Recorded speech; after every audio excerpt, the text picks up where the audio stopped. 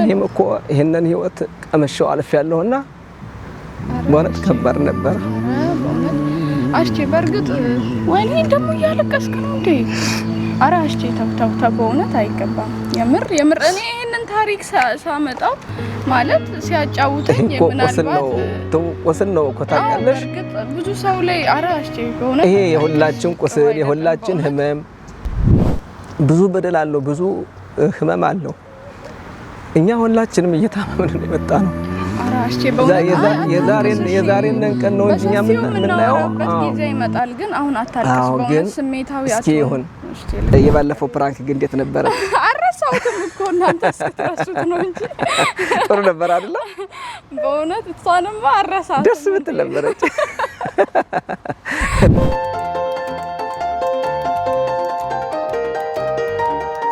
እንዴት ነህ እግዚአብሔር ይመስገን ሰላም ውድ ቤተሰቦቻችን እንዴት ናችሁ አማን ነሽ ወይ ተቡ ሰላም ነው እግዚአብሔር ይመስገን እንዴት ነሽ ሁሉ አማን ነው ሁሉ ሰላም እስራኤል ሀገር ተሰምቶሻን ይመስለኛል አሁንማ እንደ ቤቴ ነው ለምጃለሁ እየለመድሽው ነው በጣም ጥሩ ያው እንግዲህ ከዚህ ሀገር ሙቀት ከመሆኑ የተነሳ ሲሞቅሽ ምን ሲስተም እየተጠቀምሽ ነው ያው እንግዲህ ብዙም ማቀዝቀዣ አልተጠቀምም ግን ሙቀት እየተስማማኝ ነው ምንም ማለት ያው እንደ ሰዎቹ ነው አላካብድም ተስማማኝ በጣም ጥሩ እሺ ውድ ቤተሰቦቻችን እንዴት ናችሁ አማን ናችሁ ወይ በተለይ የዘንድሮን ሙቀት እንደምታውቁትኝ እህቶቻችን ወንድሞቻችን ውጭ ሀገር የሚኖሩትኝ እንዲሁም እስራኤል ሀገር በዱባይ የሚኖሩትኝ በሊባኖስ የሚኖሩትኝ በሳውዲ የሚኖሩትኝ በመካከለኛው ምስራቅ የሚኖሩትኝ እውነት ይሄን ሙቀት ያውቁታልኝና በእያንዳንዳችን ቤት ያንኳኳ እየገባ ነውና ሙቀቱ አይጣልባችሁ ኢትዮጵያ ያለ ነው ደግሞ ብርዱ በቃ ቆማጤ ያስተቃቅፋን ይያሉ ያስቀኑን ነው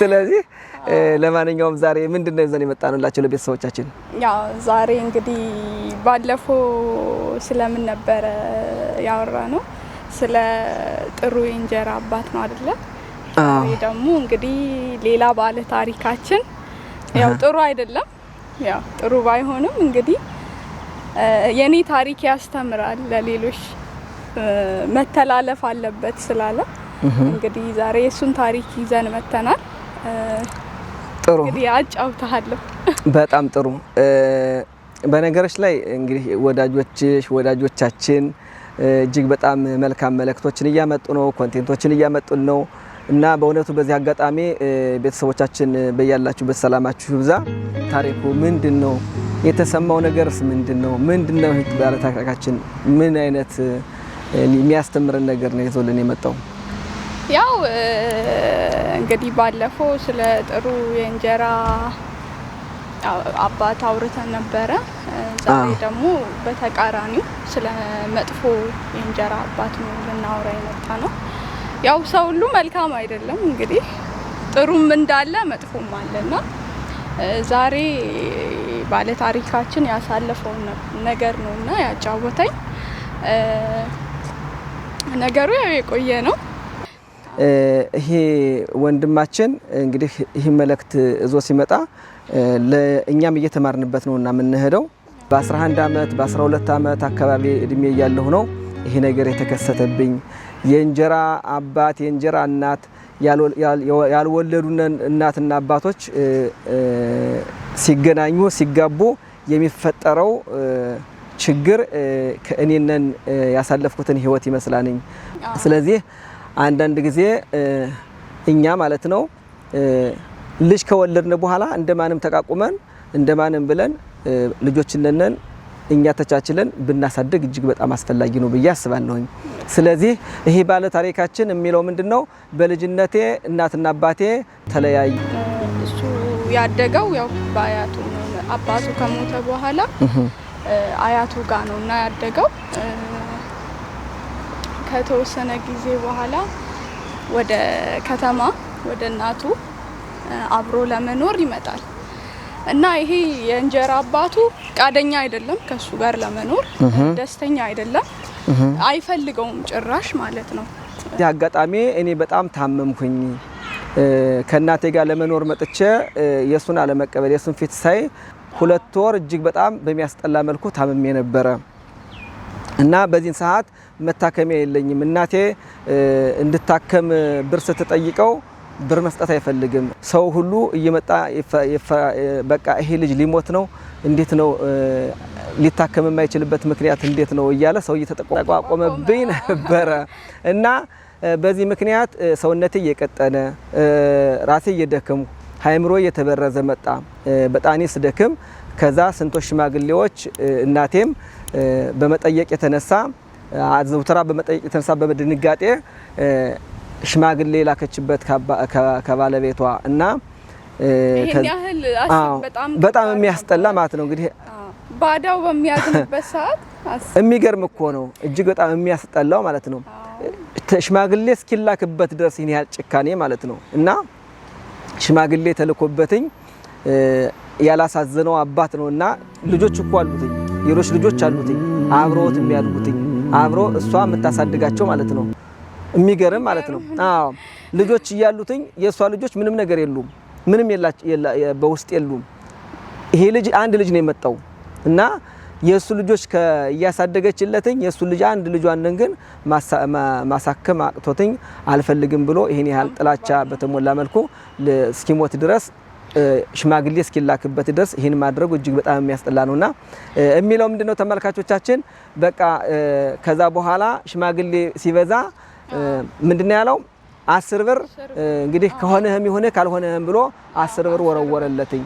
10 ብር እንግዲህ የዛሬ ስንት አመታት ነውና ይሄ ነገር ምናልባት ሊጠቅም ይችላል። ግን ምንድነው ሕክምና ታከመ የሆነ አምቤሲሊን የሚባል መድኃኒት ነበርና ዶክተሮች የሰጡን ያን አምቤሲሊን የወሰደው። ስለዚህ 10 ፍሬ አምቤሲሊን ተቀበለና ከዶክተሮቹ ያን ወሰደ፣ ከህይወት አገገመ እና ይሄ ሰው የሆነው እንዴት ነው? አዎ ይሄ ልጅ የሆነው እንዴት ነው? ትቡ በሚያሳዝን መልኩ እንዳያገግም ደግሞ ከታከመ በኋላ ይሄን ልጅ ወደ ነበረበት ወደ አያቱ እንዲመልሰው ነው የተባለው። መልሽው እኔ ከዚህ ጋር አብሮ እንዲኖር ከኛ ጋር አልፈቅድም ነበር ያለውና ይሄን አይነት ህይወት ነው ልጁ መከራ የደረሰበትኝና እና ስለዚህ እኛ ይሄን ስንማር ይሄንን ስንሰማ የሚሰማሽ ስሜት አለ።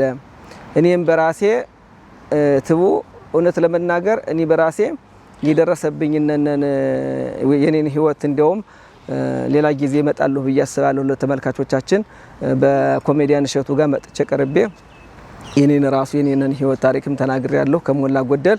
በነገርሽ ላይ እያንዳንዱ ታሪክ አስተማሪ ነገር አለው። እኔም በህይወቴ ብዙ ነገሮች ጎሎብኝ ያውቃለሁ። እግዚአብሔር ይመስገን። አሁን ግን ሁሉንም ሙሉ የሚያደርግ አምላክ የተመሰገነ ይሁን። የሚገርምሽ ነገር ግን ተው እኔም በጣም በሚያስጨንቅ በሚያስጠላ መልኩ ይሄ ነገር በጣም ደርሶብኝ ያውቃልኝና ይሄ ታሪክ የኔ እስኪመስለኝ ድረስ ነው ዘሽልኝ መጣሽው ትቡና እኔ በጣም አዝኛለሁኝ። የኔ ልብ ራሱ ተነክቷልኝ እና ጥሩ ስሜት እየተሰማኝ አይደለም እውነት ለመናገር። በእርግጥ አሁን ላይ ልጁ ጥሩ ነገር ላይ ሆኖ ነው ይሄን ታሪክ እንግዲህ የሚያጫውተና አንተ ብቻ ሳትሆን ብዙ እህት ወንድሞቻችን ላይ የሚደርስ ነገር ነው። ግን እግዚአብሔር ያሳልፋል። ዝቅ ማለት አንዳንዴ ደግሞ ለከፍታ ነውና ፈተናዎች በህይወት ላይ የተለያየ ቢሆንም የሚገጥመን ፈተና በሁሉም ህይወት ላይ እንደዚህ አይነት ነገር ይገጥማልና በእርግጥ የሆነ ጫፉን ትለናለህ። ግን እስካሁን አሁን ደግሞ ልብ ተነክቷል። ምን ነው ትቡ የሚገርምሽ ነገር እኔም ያው ይሄ ሰው የኔም ዕጣ ፈንታ ነው መሰል ደረሰው ብዬ የሚያስበውና ያስጠላንኝ ብቻ ግን አይዶን ምን ማለት እንዳለብኝ ያሳዝናንኝ፣ ልብ ይሰብራንኝ እና እኔ ግን ምለው ቢስማማንም ባይስማማንም ከወለድነ በኋላ እውነት ለመናገር እቺ ደካማ ህይወታችን ለምታልፈው ህይወታችን አንዳንድ ጊዜ ለምሳሌ ባለቤቴ ጥሩ ስሜት ባይኖራትም ለኔ ወይም ደግሞ ከባለቤቴ ጋር ባንከባበር የመሰላትን ህይወት አሟልቼ ባልኖርም ልጆችን ከወለድን በኋላ ግን ባንለያይ ለልጆቻችን ስንል ባንለያይ እጅግ በጣም መልካም ነው ብዬ አስባለሁና ይህንን ለምታደርጉ ለራሳችን ፍላጎት ብላችሁ ለምታደርጉ እህቶቻችን ወንድሞቻችን በእውነት ህመም ነውና አሽቼ ምን ነው ስሜታዊ ሆኖ በእውነት እኔም እኮ ይሄንን ህይወት ቀመሻው አልፌያለሁና በእውነት ከባድ ነበር። አረ በእውነት አሽቼ በርግጥ ወይኔ ደግሞ እያለቀስክ ነው እንዴ? አረ አሽቼ ተው በእውነት አይገባም። የምር እኔ ይሄንን ታሪክ ሳመጣው ማለት ሲያጫውተኝ ምናልባት ቁስል ነው እኮ ታውቂያለሽ። በርግጥ ብዙ ሰው ላይ አረ አሽቼ በእውነት ይሄ የሁላችን ቁስል የሁላችን ህመም ልጆቻችን እንዲያለን ማሳደግ ስንችል ጠንክረን ጎልበተን ማሳደግ ስንችል ለኛ ለራሳችን ስግብግብነት ስንል ልጆቻችን እየጎዳነን እና በእውነት እኛ እኔ ላዳም የሞትነን ሆነን ልጆቻችን እንደዚህ ሆነን ይጎዳሉና የምታዩ ተመልካቾች ወንድሞቻችን እህቶቻችን ምናልባት በባልና በሚስት ስንኖር ምናልባት አንዱ ለአንዱ ማያከብርበት ሊመጣ ይችላል። የአንዱ ፍላጎት ሌላ ይሆን ይችላል። ያንደኛው ፍላጎት ላይ አንደኛው የሚስቱ ባሏ ለሚስቱ ላይ ጥሞ ይችላል። ብቻ ግን ማይግባቡበት ሲኖር ቆም ብሎ ለልጆቹ መኖር ያስፈልጋል። ልጆቹ ደግሞ የነገ ፍሬዎች ናቸውና ይሄን አይተው ነው የሚያድጉ። የነገ ህይወታቸው ይበላሻል። ስለዚህ ይሄንን ሁሉ የሚያሳልፍ አምላክ ያሳልፋን። ግን ብዙ በደል አለው፣ ብዙ ህመም አለው። እኛ ሁላችንም እየታመምን የመጣ ነው። አራሽቼ በእውነት የዛሬን ቀን ነው እንጂ የምናየው ጊዜ ይመጣል። ግን አሁን አታልቅስ፣ በእውነት ስሜታዊ አትሁን። ይህንን ስሜት መቆጣጠር ባልችልም ግን እስኪ ለማንኛውም እኛ የመጣንበት የሰውየውን ህይወት ልንናገር ነውና ለማንኛውም እስኪ ውድ ተመልካቾቻችን ይሄ ወንድማችን በኔ ቦታ ቢሆን ብዬ አሰብኩትኝ። እኔም አሳልፌዋለሁ። ለራስ ጉዳይ የተባለበት ጊዜ አለ። ብቻ ግን እስኪ እንመጣበታለን ሌላ ጊዜ የራሴንን ህይወት ሌላ ጊዜም ከዛ ባሻገር ከነበረው ባሻገር እኔ መጥቼ ለወራችሁ ፈልጋለሁኝ። እውነታችሁ እኔ አንተን ለማስከፋት ሳይሆን በእውነት እንማርበታለን ብዬ ያመጣሁት ነው። ግን ያው እንግዲህ ይቅርታ በእውነት ስሜታዊ እንድትሆን ስላደረኩ በጣም ይቅርታ። አንቺ አይደለሽም፣ ይሄ ወንድማችን ሊያስተምረን ነው የመጣውና እግዚአብሔር የተመሰገነ ይሁን። እንግዲህ ይሄን እያያችሁ ወንድሞቻችን እህቶቻችን ባላችሁበት በትዳራችሁ ጸንታችሁ በአንድነታችሁ ጸንታችሁ አለመግባባት ሲኖር ደግሞ እንድትግባቡ ሆናችሁ ለመግባባት ሞክሩ። ይሄን ነው ማለት የምፈልገው። በቃ ከዚህ ላይ ቢበቃን ብዬ አስባለሁ። መደማመጥ መከባበርና ያው ግልጸኝነት ያስፈልጋልና ነገሮችን ስናደርግ ተስማምተን ቢሆን ጥሩ ነው። በተለይ የወለዱ ሰዎች ለፍቺ እንዳይቸኩሉ ብዙ ትምህርት ብቻ ሰተናል። መፍትሄ ለሁሉም መፍትሄ ያለው ለሁሉም መፍትሄ ያለው ቸኩለን የምናደርጋቸው ነገሮች ሁሉ የሚያስከፍሉን ዋጋ ብዙ ነውና ለማንኛውም እስኪ ለተመልካቾች የምትያቸው ነገር ካለ እዚህ ላይ ይበቃና እውነት ይሄንን መቀጠል አልፈልግም። የልጁን ህመም ስሜት ብዙ መግለጽ አልፈልግምና ለማንኛውም እስኪ እንግዲህ ይበቃና ብዬ አስባለሁ እንደዚህ ብንዘጋው።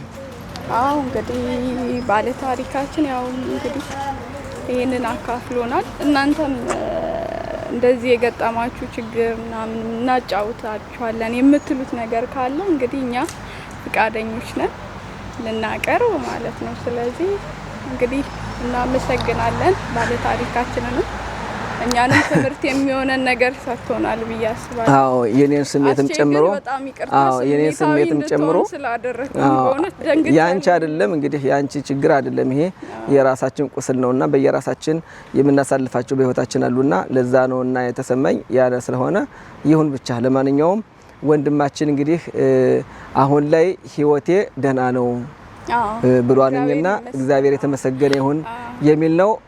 ወንድማችን ስሙ ገመቹ ነው ያለ ነው ግርማ ነው ግርማ ነው በቃ አዎ ግርማ ይቅርታ ስለቃሉ። ስለማንኛውም ባለህበት እግዚአብሔር አይልህ ፈጣሪ አይልህ በርታልን ስላመጣህልን መልካም ሐሳብ ሌሎቹ ይማርበት ዘንድ የምትለውን ብለ ስላመጣህልን እናመሰግናለን። መታገስ ዋጋ አለው ብሏል በስፋት እንግዲህ የታገሰ ሁሉን አልፎ መልካም ነገር ይደርሳልኝና ለማንኛውም እናመሰግናለን። ተቡ ያው ተመልካቾቻችን በነገራችን ላይ በጣም ጥሩዎች ናቸው። እንደዚህ አይነት መልካም ሰው ይመጣሉና ስለዚህ በያላችሁበት ሰላም እግዚአብሔር አይለያችሁ። በሚቀጥለው ጥሩ ነገሮችን ይዘን እንመጣለን ብለን ተስፋ እናደርጋለን። አዎ ይዘን እንመጣለን። የባለፈው ፕራንክ ግን እንዴት ነበር? አረሳውትም እኮ እናንተ ስትረሱት ነው እንጂ ጥሩ ነበር አይደል? በእውነት እሷንማ አረሳት። ደስ ብትል ነበረች። ብዙዎች እየደወሉ አንተ እንደዚህ ታደርጋለህ ደግሞ እኮ ልታስደበድብህ እኮ ነበር ምናምን ትው እያሉ ነበርና የምር እኔ እኮ እጄ ሁላ ነው የተንቀጠቀጠው። ምን ማለት እንዳለብኝ ማለት ሶስተኛ ወገን መሆን አልፈልግም በትዳር መሀል ላይ ማለት ነው። ቢጨቃጨቁ ምንም ቢሉም ቶሎ ብዬ ሰው እንትኑስ መግባት አለ። ግን ስትደባደቡ ቀጥ ብዬ እኮ ነው ይቀር። ደስ ይላል ግን እውነት ደስ ይላል። ለሌላ ቀን ግን ጠብቁኝ። አይ ችግር የለውም። ለማንኛውም ሰላም እግዚአብሔር ከእናንተ ጋር ይሁን። ተውን ጨርስ ይመስለኛል። አዎ እንግዲህ ምትያለሽ ሌላ በቀጣይ ቪዲዮ እስክንገናኝ ድረስ ቸር ሰላማችሁ